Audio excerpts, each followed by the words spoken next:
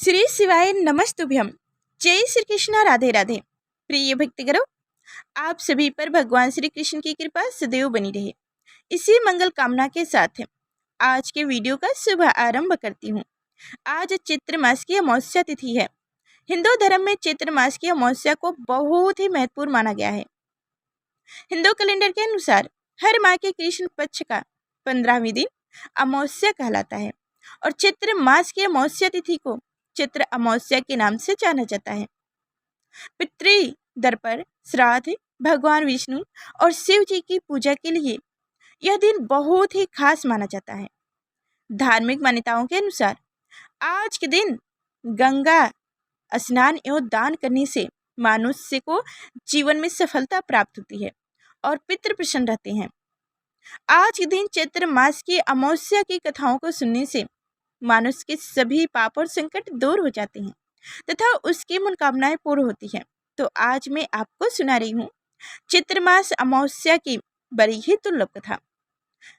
अंत इन सभी कथाओं को बड़ी ही श्रद्धा और प्रसन्नचित मन से पूरा अवश्य सुनिएगा। तो चलिए आज की इस कथा को हम शुरू करते हैं। कथा शुरू करने से पहले आप सभी से निवेदन है कि चैनल को सब्सक्राइब करें और कमेंट बॉक्स में जय श्री कृष्ण, राधे राधे या जय श्री हरि लिखकर अपनी हाजिरी अवश्य लगाएं। तो चलिए आज की कथा शुरू करते हैं। पौराणिक कथाओं के अनुसार एक साहूकार के 7 बेटे और 7 बहुओं के साथ एक बेटी भी थी। साहूकार के घर रोज एक जोगी आता था जिसे साहूकार की बहू भिक्षा देती थी। उस जोगी के जब साहूकार की बेटी भिक्षा देने आती तो वह उससे भिक्षा नहीं लेता था और कहता कि तेरे भाग में सुहाग की जगह दुहाग लिखा है। लड़की को उस जोगी की यह बातें बहुत बुरी लगती और एक दिन वह अपनी माँ से रोते रोते जोगी की बातें बताती है। सारी बातें सुनकर माँ कहती है कि कल जब जोगी आएगा तब मैं सुनती हूँ कि वह क्या कहता है और क्यों कहता है। अगले दिन फिर जोगी आता है तो साहूकारीन छिपकर बैठ जाती है और लड़की को भिक्षा देने भेजती है। जोगी उससे भिक्षा नहीं लेता और फिर वही बात दोहराता है कि तेरे भाग्य में सुहाग की वजह दुहाग लिखा है।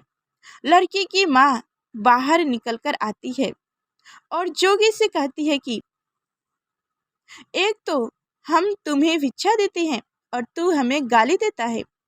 जोगी कहता है कि मैं गाली नहीं दे रहा हूँ, जो बात सच है वही कह रहा हूँ। इसके भाग्य में जो लिखा है मैं वही सच आपको बता रहा हूँ। सारी बातें सुनने पर लड़की की माँ कहती है कि जब तुझे सारी बातें पता है तो इससे बचने का उपाय भी पता होगा, वह बता। जोगी कहता है कि 7 समुंदर पार एक धोबन रहती है जिनका नाम है सोना। वह अमावस्या का व्रत करती है। अगर वह आकर इसे फल दे दे तब इसका दोगुना दुहाग टल सकता है। अतः विवाह के समय सर्प के काटने से इसके पति की मृत्यु हो जाएगी। सारी बातें सुनकर माँ रोने लगी और सोना धोबिन की तलाश में निकल गई। चलते चलते रास्ते में तेज धूप पड़ रही थी, जिससे बचने के लिए वह एक पीपल के वृक्ष के नीचे बैठ गई। उसी वृक्ष पर एक गरुड़ के बच्चे अपने घोंसलों में थे। एक सर्प आया और गरुड़ के बच्चे को खाने के लिए लपका, लेकिन साहूकारी ने उस सर्प को मारकर बच्चों की रक्षा की। कुछ देर बाद गरुड़नी आई और जब सब जगह खून देखकर साहूकारनी को चोंच से मारने लगी। साहूकारनी बोली कि एक तो मैं तेरे बच्चे को सर्प से बचाया और तो मुझे ही मार रही है। सारी बातें जानने पर गरुड़नी बोली कि तूने मेरे बच्चे की रक्षा की है, इसलिए मांग जो चाहती हूँ। साहूकारिन गरुड़नी से कहती है कि मुझे 7 समुंदर पार सोना धोबिन के यहाँ छोड़ दो और गरुड़नी ने वैसे ही किया। साहूकारिन वहां पहुंच तो गई, लेकिन सोचने लगी कि इसे कैसे मनाऊंगा। सोना धोबिन की बात सोना धोबिन की भी 7 बहुएं थी, लेकिन घर के काम को करने के लिए सदा आपस में ही लड़ाई झगड़े होती रहती थी। रात को जब सब सो जाते तो ब्राह्मणी साहूकारिन के घर जाती और चुपके से सारा काम करके उजाला होने से पहले चली भी आती थी। सारी बहुएं आपस में यही सोचती कि कौन सी बहू है जो सारा काम कर देती है, लेकिन एक दूसरे से पूछने की हिम्मत किसी में भी नहीं थी। एक दिन सोना धोबिन ने भी सोचा कि आजकल बहुएं लड़ती भी नहीं है और काम भी सारा हो जाता है। सोना धोबिन ने सारी बहुओं को बुलाया और पूछा कि आजकल तुम लड़ती भी नहीं हो और घर का सारा काम भी कर लेती हो। सोना धोबिन ने अपनी बहुओं से पूछा, घर का सारा काम कौन करता है? बहुएं सास से झूठ कहती है कि लड़ाई करने का क्या फायदा, इसलिए हम मिलकर काम कर लेते हैं। सोना धोबिन को अपनी बहुओं की बात पर विश्वास नहीं होता है और वह रात में जाकर स्वयं सच देखना चाहती थी कि कौन घर का सारा काम करता है। रात होने पर सोना धोबिन छुपकर बैठ जाती है कि देखूं कौन सी बहू काम करती है। रात हुई तो वह देखती है कि एक औरत चुपके से घर में घुस आती है।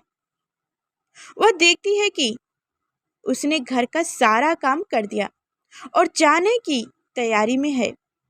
जैसे ही साहूकारिन जाने लगी तो सोना धोबिन उसे रोकती है और पूछती है कि तुम कौन हो और क्या चाहती हो? साहूकारिन कहती है कि पहले तुम वचन दो तब बताऊंगी। सोना धोबिन वचन देती है। तब साहूकारिन कहती है कि मेरी बेटी के भाग्य में दुहाग लिखा है, लेकिन तुम अमावस्या का व्रत करती हो तो मेरे साथ चलकर उसे सुहाग दे दो। सोना धोबिन वचन से बंधी थी तो वह साहूकारिन के साथ चलने को तैयार हो जाती है। जाते हुए सोना धोबिन अपने बेटों एवं बहू से कहती है कि मैं इस औरत के साथ है इसकी बेटी को सुहाग देने जा रहा हूँ, लेकिन अगर मेरे पीछे से तुम्हारे पिताजी मर जाएं तो उन्हें घी और तेल के कूप में डालकर रख देना। सोना धोबिन साहूकारिन के घर पहुंच जाती है। साहूकारिन अपनी बेटी का विवाह करती है तो फेरों के समय सोना धोबिन कच्चा करवा दूध तथा तार लेकर बैठ जाती है। कुछ समय बाद सर्प आया और दूल्हे को डसने लगा तो सोना धोबी ने करवा आगे कर तार से सर्प को बांध दिया और सर्प मर गया। अब सोना धोबी ने लड़की को सुहाग दे दिया और कहा कि अब तक मैंने जितने अमावस्या की है वह साहूकार की इस लड़की को मिलेगा। अब आगे जो अमावस्या मैं करूंगी उसका फल मेरे पति और मेरे बेटे को मिलेगा। सभी लोग अमावस्या माता की जय जयकार करने लगे। सोना धोबिन अपने घर वापस जाने को तैयार हुई तो साहूकारी ने कहा कि तुमने मेरे जमाई को जीवन दान दिया है, इसलिए तुम जो चाहो मांग लो। सोना धोबिन बोली कि मुझे कुछ नहीं चाहिए और वह चली गई। रास्ते में चलते हुए फिर से अमावस्या आ गया। उसने पीपल के पेड़ के नीचे बैठकर कहानी कही, व्रत रखा और पीपल के पेड़ की 108 बार परिक्रमा की। पीपल के पेड़ की पूजा के बाद वह घर जाती तो देखती है कि उसका पति मरा पड़ा है। अब रास्ते में जो अमावस्या उसने की थी उसका फल अपने पति को दे दिया, जिसके प्रभाव से वह पुण्य जीवित हो गया। सब कहने लगे कि तूने ऐसा क्या किया जो तेरा पति जीवित हो गया। वह कहती है कि मैंने तो ऐसा कुछ नहीं किया, बस रास्ते में अमावस्या तिथि आ गई थी, जिसका मैंने व्रत किया, कहानी कही और पीपल के वृक्ष की 108 बार परिक्रमा की है। अब सारी नगरी में ढिंढोरा पिटवा दिया गया कि हर कोई अमावस्या का व्रत करेगा, पूजा करेगा, कहानी कहेगा और पीपल के वृक्ष की 108 बार परिक्रमा करेगा। हे अमावस्या माता, जैसा आपने साहूकार की बेटी का सुहाग दिया, वैसे ही सबको देना। अब आइए श्रवण करते हैं अमावस्या व्रत की दूसरी कथा। पौराणिक कथाओं के अनुसार एक गांव में सास और बहू अकेले रहते थे और उनका बेटा विदेश में कमाने के लिए गया हुआ था। सास और बहू बहुत प्रेम से रहते थे। दोनों एक दूसरे की देखभाल भी किया करते थे। एक दिन बहू ने खाना नहीं खाया, तब सास बहू से पूछने लगी कि बेटा, आज तुमने खाना क्यों नहीं खाया? तब बहू कहने लगी, सासू माँ, आज मेरा अमावस्या माता का व्रत है, इसलिए मैंने खाना नहीं खाया। तब सास ने कहा, बहू, यह व्रत क्या होता है और इस व्रत को करने से क्या फल मिलता है, मुझे भी समझाओ।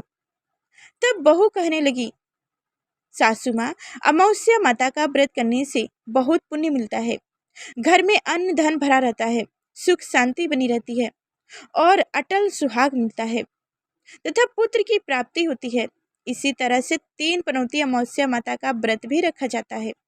इस व्रत में हर वर्ष अलग अलग खाना खाया जाता है और विष्णु भगवान के मंदिर में चढ़ावा चढ़ाया जाता है या फिर किसी ब्राह्मण के दान दक्षिणा दी जाती है। इस व्रत में पहले साल शक्कर, घी और चावल से बना खाना खाया जाता है। अगले साल व्रत पूरे होने के बाद 1.25 किलो चावल, 1 कटोरी घी और 1 कटोरी शक्कर का दान किसी ब्राह्मण देवता को दान में दिया जाता है। दूसरे साल जौ, घी और शक्कर से बना खाना खाया जाता है। इसी तरह जब दूसरे साल का व्रत पूरी हो जाए तब 1.25 किलो जौ और 1 कटोरी घी और 1 कटोरी शक्कर किसी मंदिर में चढ़ाया जाता है या किसी ब्राह्मण को दान में देना होता है। तीसरा साल गुड़, तिल और घी से बने व्यंजन खाने चाहिए। जब तीसरे साल का व्रत पूर्ण हो जाए तब आधा किलो तेल, गुड़ और 1 कटोरी घी किसी मंदिर में चढ़ाया जाता है या ब्राह्मण को दान में दिया जाता है। सासू माँ, इसे ही 3 पनौती अमावस्या का व्रत कहा जाता है। फिर बहू बताने लगी कि माँ जी, इस व्रत का संकल्प लेने के बाद इसे पूरा करना जरूरी होता है। अगर पूरा नहीं कर सकते तब घर परिवार में झगड़ा और अशांति हो जाती है। तब सासू माँ कहने लगी, बहू, मेरी तो उम्र हो गई है, लेकिन तुम यह व्रत जरूर करना। तब बहू यह व्रत करना प्रारंभ करती है। एक दिन बहू ने किसी के कहने इस पर गेहूं से बनी रोटी खा ली और अमावस्या माता इस बात से नाराज हो गई। जो सास और बहू कभी बहुत प्रेम से रहती थी, अब उन दोनों में झगड़े होने लगे। सभी गांव वाले भी हैरान हो गए कि इनके घर में यह सब क्या हो रहा है। सास अपनी बहू को कहने लगी, जब से तुम हमारे घर में बहू बनकर आई हो, तब से हमारे घर की लक्ष्मी चली गई है। तुम हमारे लिए बिल्कुल शुभ नहीं हो। तब बहू ने कहा, माँ जी, आपके घर की लक्ष्मी चली गई है तो मुझे बताओ कि कहाँ मिलेगी, मैं लक्ष्मी को लेकर आऊंगी। तब सास माँ कहने लगी कि बहू, लक्ष्मी तुम्हें समुद्र के बीच में भगवान विष्णु के पैर दबाती हुई मिलेंगी।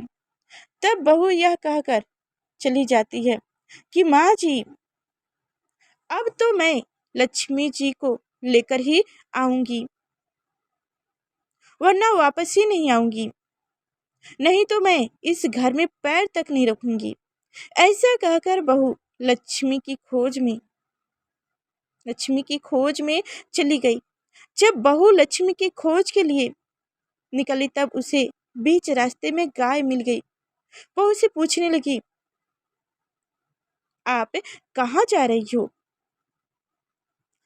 तब बहू कहने लगी, हे गाय माता, मेरी सास कहती है कि मेरे आने से उनके घर में अन्न धन की कमी हो गई है और उसने उनके घर की लक्ष्मी चली गई है, तो मैं लक्ष्मी जी को लेने जा रही हूँ। तब गाय माता कहने लगी, हे बेटी, अगर तुम चाह ही रही हो तो भगवान से मेरे बारे में भी पूछ लेना।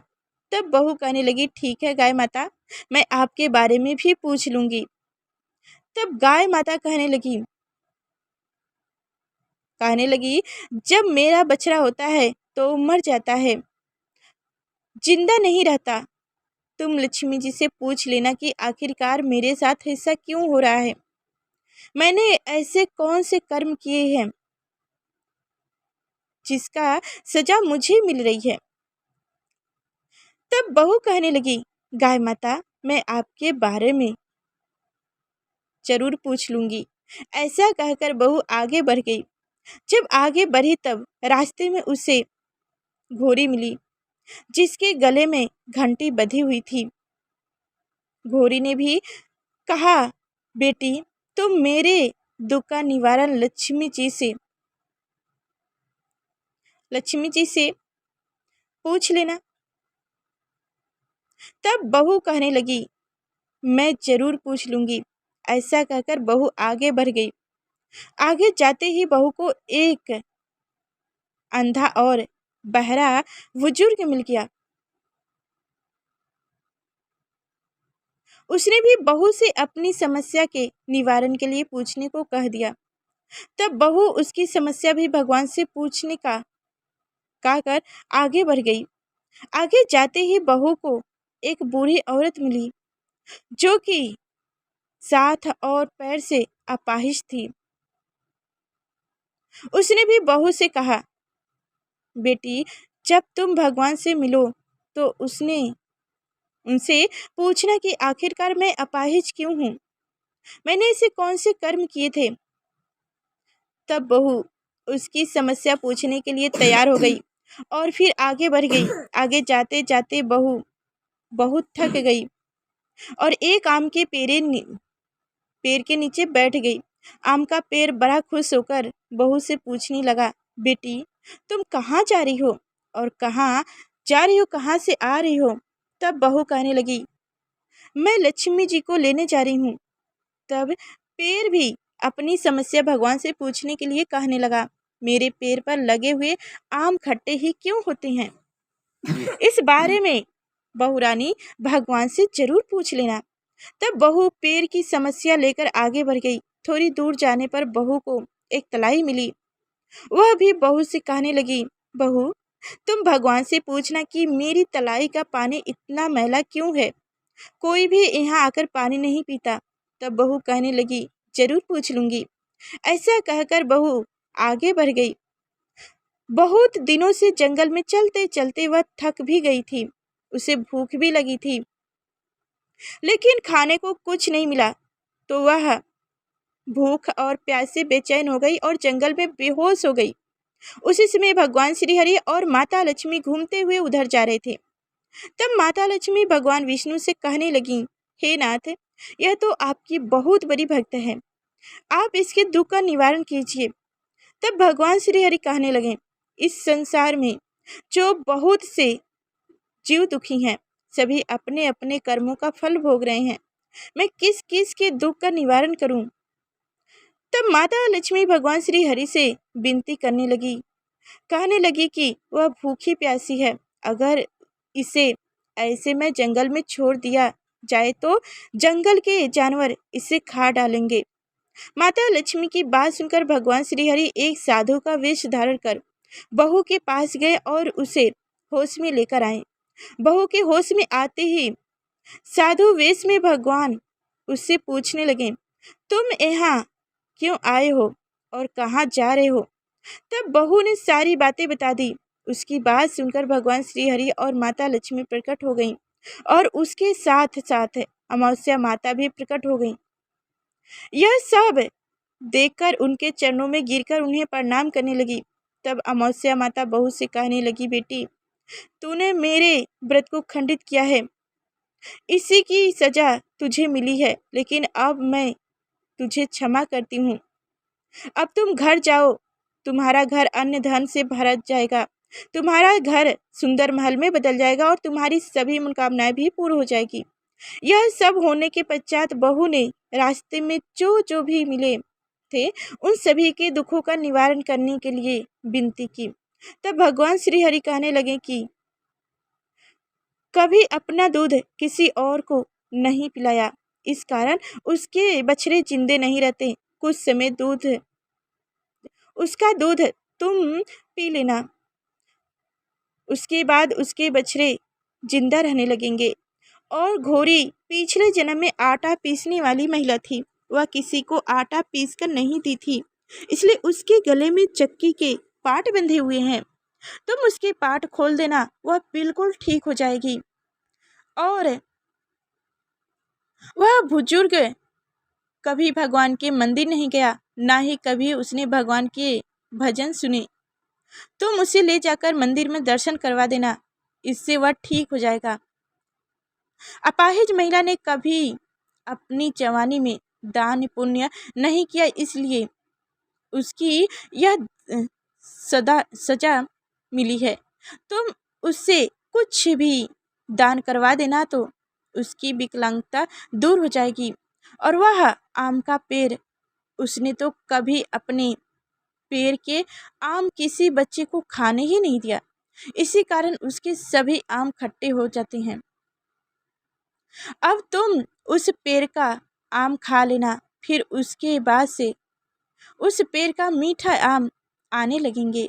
और तलाई का पानी पिछले जन्म में देवरानी जेठानी थी, वह हमेशा आपस में झगड़ा करती थी, इसलिए उसका पानी मैला हो गया है।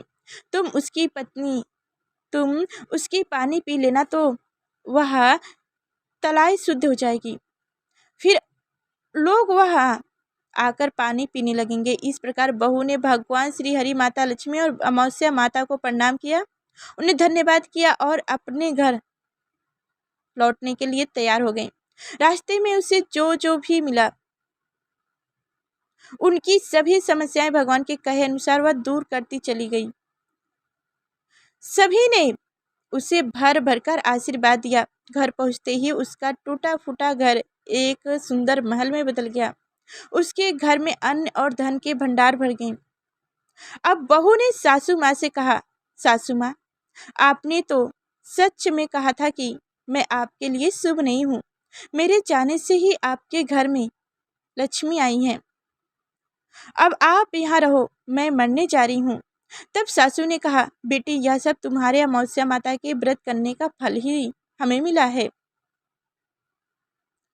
तुम यहीं पर रहो, अब तुम यहीं से कहीं नहीं जाओगी। इस प्रकार सास और बहू खुशी खुशी रहने लगे। और फिर एक दिन सास का बेटा भी विदेश से वापस लौट आया। घर में जब उसने खूब धन दौलत और धन के भंडार देखा, तब उसकी माँ ने सारी बातें अपने बेटे को बता दी। इस प्रकार वह लोग खुशी खुशी रहने लगे। प्रेम से बोलिए भगवान विष्णु माता लक्ष्मी की जय हो।